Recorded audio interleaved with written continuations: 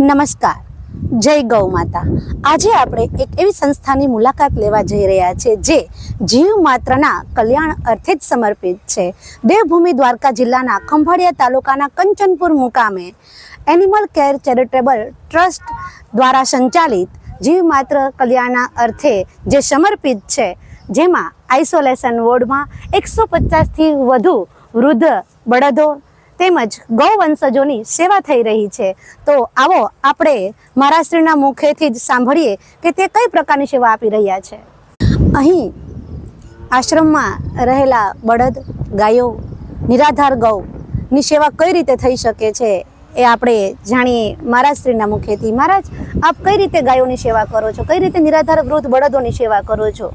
જે કોઈ બીમાર હોય છે, કોઈ એક્સિડન્ટ થયું હોય, જે કોઈ હોય છે, જેનો ફોન આવે છે, અમારી ગાડી લઈ એમ્બ્યુલન્સ લઈને એને લઈ આવીએ છીએ। અહીંયા સારવાર થતી તો અહીંયા કરી આવીએ છીએ, નકર અહીં રેસ્ક્યુ કરીને લાવીને અહીંયા દવા બધી રીતની સુવિધા અમે રાખીએ છીએ। કોઈ ઓપરેશન હોય તો ડૉક્ટર બોલાવીને બધી સારવાર કરીએ છીએ। હરેક જીવ, બળદ, ગાય છે, ગૌવંશ પૂરો, દરેક જીવ દયા, શ્વાન હોય કે કોઈ બી વસ્તુ હોય એની અમે પૂરતી અમારાથી થાય એટલી સેવા કરીએ છીએ।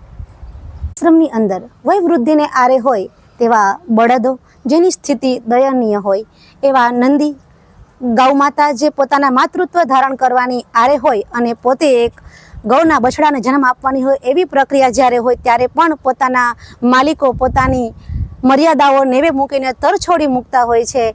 એવા દયનીય સ્થિતિમાં આશ્રમમાં સાચવી અને એને રેસ્ક્યુ કરી અહીં લાવી અને વિશેષ સેવા આપવામાં આવે છે।